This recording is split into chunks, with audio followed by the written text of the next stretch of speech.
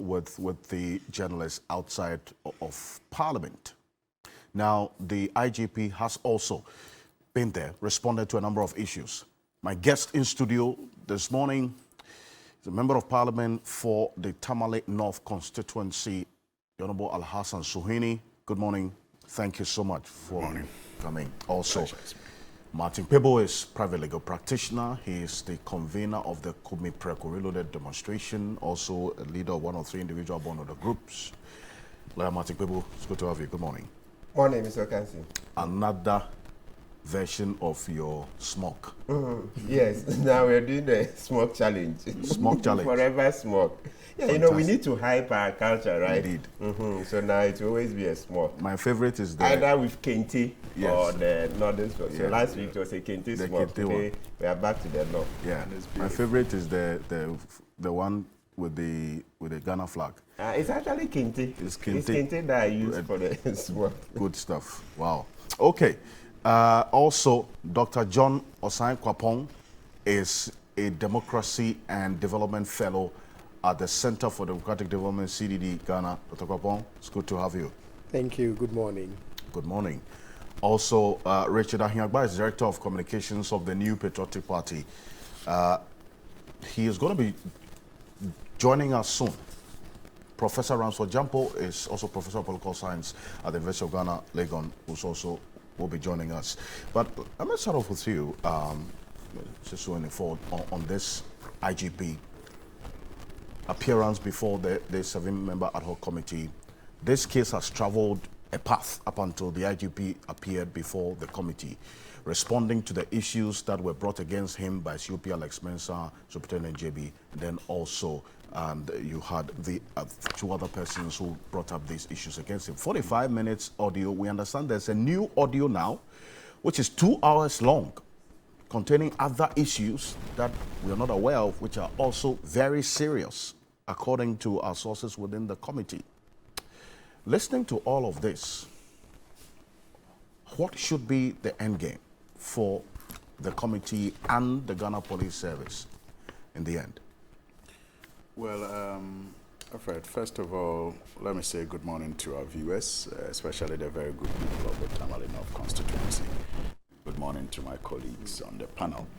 I think that what is happening as far as this probe is concerned serves as vindication to us on the minority in Parliament who initiated this hearing.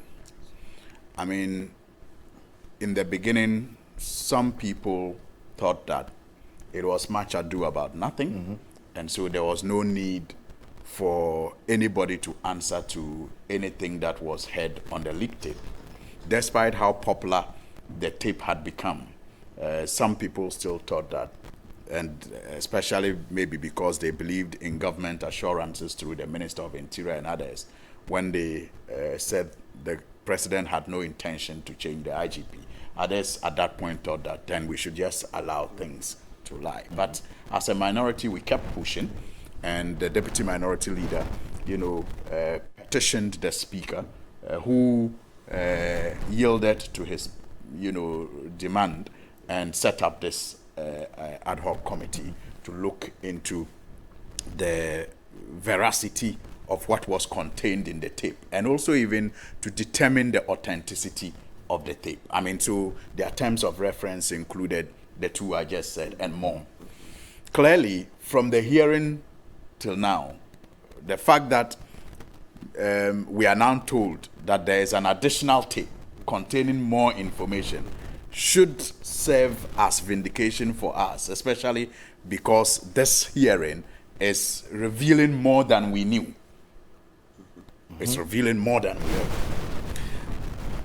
Having said this, my problem, however, is with how the committee has also allowed, in my view, some tangential matters to be introduced into the conversation. How do you mean? Because they had their terms of reference, and the things they were to look for were specific. And you see, even the topic that TV3 has today, curled out of the hearing, is an indication that too many things unrelated to what was contained in the tape has been introduced into the conversation. So you have IGP having to dispute allegations of corruption against him. I mean, that was not part of the tape. Conversation on the tape had to do with how the IGP, had to be replaced and, replaced with someone who could help the regime to break the eight.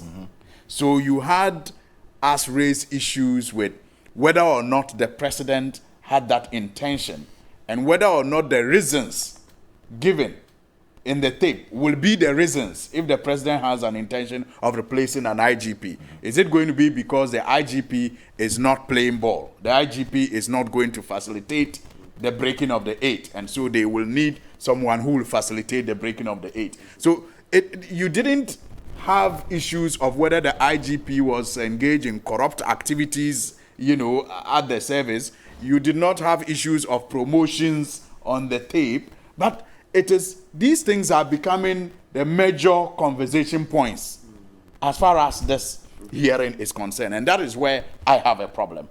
And I have had cause to even speak to some members on the committee to draw attention to the need for them to rein witnesses in when they appear before them, so that they don't allow them to go pair trolling, just fishing, in the waters and introducing matters that, because it is not a general inquiry into the administration of the police service. That was not the intention. I think that if we wanted to do a general inquiry into the administration of the police service, we would have used a different method and not, this ad hoc committee. So that is the problem that I have with the hearing so far. And again, I had issues with the interdiction and revocation of the interdiction and how all of that was managed. I think that there I fault to some extent the IGP, because and my reason for faulting him even was made stronger when he appeared before the committee and made the point that because perhaps he was involved in the issue, he kind of detached himself from what was going on. He said he never took part in any conversation or decision. And that for me, smacks of some level of irresponsibility. I mean, Why? with all due respect. You see, he is still the IGP. And I would have thought that when the tape became a public, matter of discussion, he would have instituted an inquiry within the, regulations of the police service. He should have instituted an inquiry into it. He has a power to do so. Yes, whether the tape was discussing him or not, he was still the IGP. And so he should have instituted an inquiry. Based on that inquiry, an interdiction could have now been issued to these people. But the interdiction, in my view, came a little too late in the day. Yeah, certainly. You get it. And it came a little late because the police service did nothing about the tape until Parliament started, hearing on it. If the police service was minded to do something about the tape, they would have instituted an investigation on their own. Yeah, the man is a powerful MPP man. That's why he says COP man. Well, but yes, I get it. But you see, from his blood, but that lawyer counsel, that should not make the IGP unable to perform his functions and instill discipline. Hey. Let him make the move and let him be stopped. And then it becomes, But that's the point I'm saying. The IG, in my view, should have started an in-service, is that what they call it, inquiry into the tape, and would have used that to, interdict these officers until the inquiry was done. Maybe if they even did that, Parliament wouldn't have been minded to do the inquiry, or we still would have. And then I don't think the back and forth over whether these officers should be interdicted or not would have arisen. Now, you know, when the interdiction was first communicated, the reaction from some members within the service, our sources within the service, was that this was an attempt by the IGP to gag, to gag exactly. people. So that's what I'm saying. That's why he also sought to make it quite clear that you know what, I did not take part in the process. Exactly. And so it cannot be the case that I tried to gag people from speaking. Yeah, so that's what I'm saying. He came under that pressure because the interdiction came a little too late in the day. When the interdiction came after these officers had appeared before the committee and made inferences against the IGP. So at that point, any disciplinary measure will seem vindictive, even if that is not the intention. But I'm saying that even before Parliament began the hearing, the IGP had within his right as the leader of the service to institute an inquiry into a tape that was disturbing. And based on that inquiry, he could have interdicted the officers. And I don't think that anyone would have held him, for any bias or vindictiveness. Because, yes, it's a tape. It's become public. People are concerned. So, as a service, we want to find out the authenticity of it, whether people are trying to frame up my officers, or indeed my officers did this, and whether in doing so they broke any disciplinary, codes. I mean, that could have been his reason for, but until then, I'm asking them to step aside and let an inquiry continue. If anyone had stopped him from proceeding with that inquiry, then we would have perhaps had issue with that person and not the IG. But I'm saying that the way he detached, from this whole conversation because his name was involved, it doesn't or didn't give me the impression that he's that hard man that he's supposed to be. So I'm saying that on that score, I had a problem. But generally speaking, his appearance before the committee was aced by not just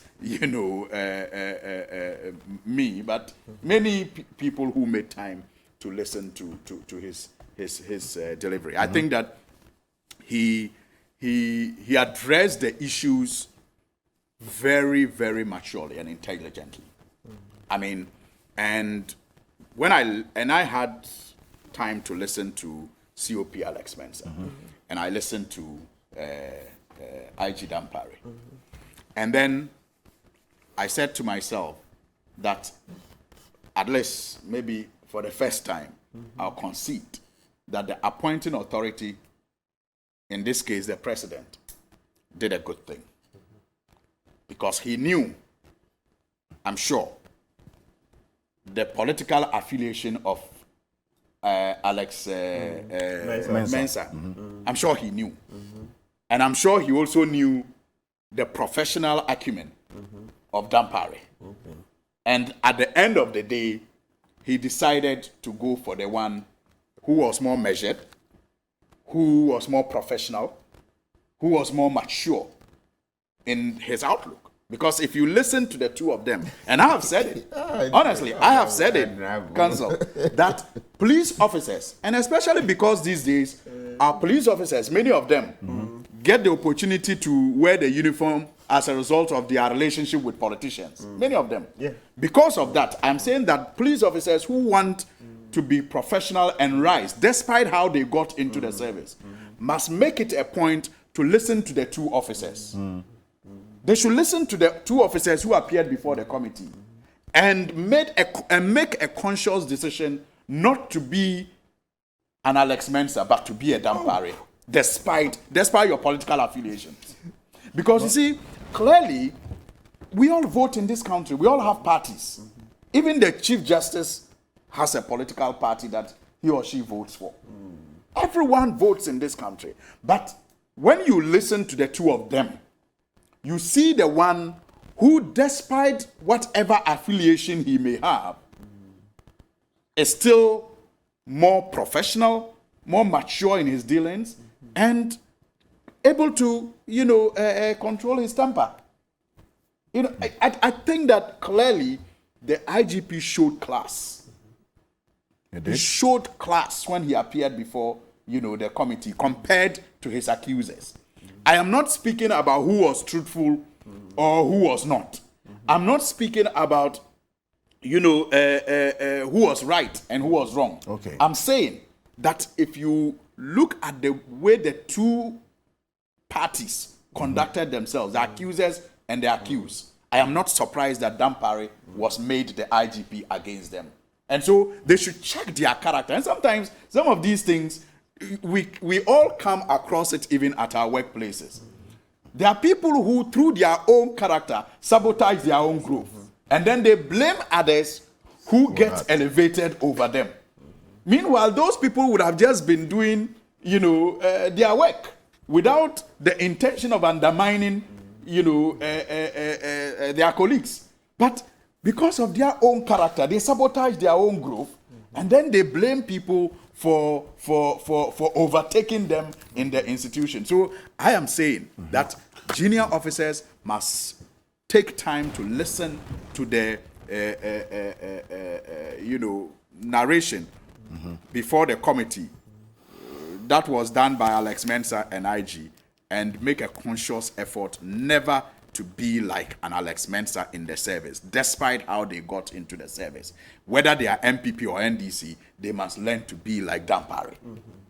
And listening to the two of them, I'm sure they can be very well guided. I hope that the committee, by the time they return, I think on 2nd October, would have satisfied themselves with the additional information that they have been provided, and will guide the appearances to stay within their terms of reference, and come out with a report that will be very rich, that will help us, if possible, retool some aspects of the administration, because the intention was not to look at the general police administration service, but just to specifically look at maybe, if you like, how IGPs are chosen and why they are chosen. Are they chosen to help parties win elections or not? I mean, and what is with the process of choice that can lend itself to such abuses, if there are any. In fact, that's the end game that everyone is expecting, that beyond this probe, something more concrete, permanent changes and reforms must take place to ensure that there's some fruitful results or impact on the Ghana Police Service. Professor Ransford Gyampo is joining us on Zoom. He's a professor of political science at the University of Ghana, Legon. Professor Ransford Gyampo, good morning. Hi, good morning. Good morning to your distinguished panelists. Well, welcome. You are saying that you want Samuel Atta Akyea to recuse himself because he doesn't look like a credible chairman. What do you mean? Why? Why are you asking that he recuses himself? But Alfredo Kansi, don't you see what is going on? What are you saying? Don't you see what is going on? Don't you hear his utterances and his comments, and how he easily interjects and even almost preventing his co-chairman from also playing a role? I mean, I see Atta Akyea not as a credible chairman. A chairman must be sober and listen. Yes, you are supposed to be steering the affairs of the committee, but you must approach that duty and role with a certain sobriety and maturity, in a manner that does not point or give you out as having taken sides. It appears that rather than be a chairman, he is playing a certain surreptitious role as a lead counsel for those who are making the accusations and those who are looking for the opportunity to serve as IGPs, so that they can subvert the will of the people. And I think that this is what I've seen. I've also interacted with many people who have also watched his conduct and composure, and I believe that he does a lot of disservice to Ghana by continuing to sit as chairman of this committee. And so it is not by force that he chairs this committee. I am accusing him of taking sides. And so he should recuse himself. It's as simple as that. He doesn't need to chair this committee for anything.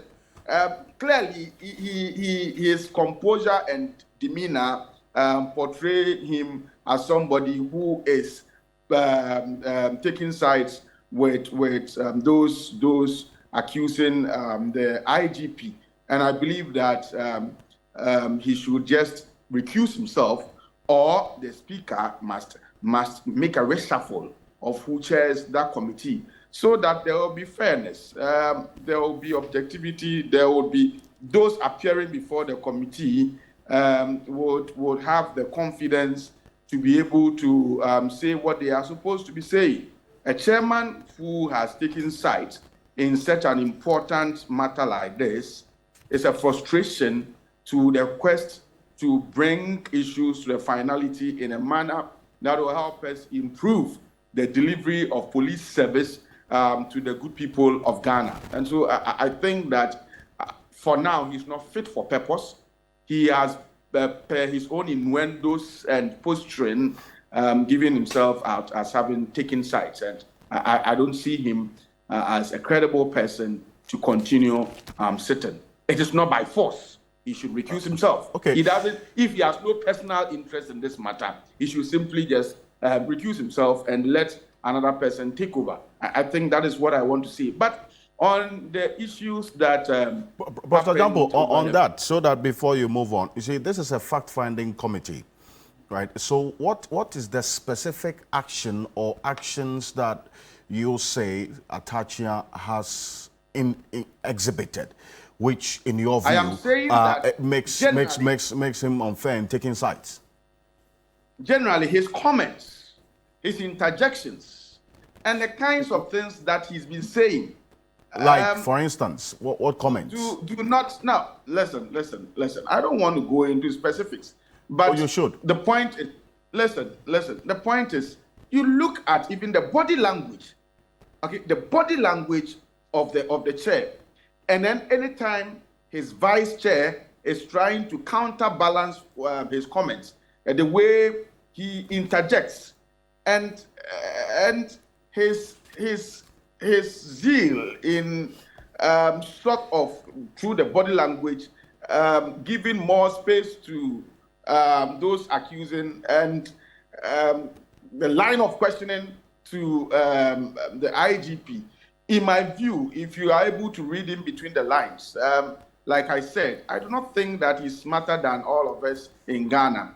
I can read smartly into the innuendos and body language to point to him that he's been biased so far. I mean, ever since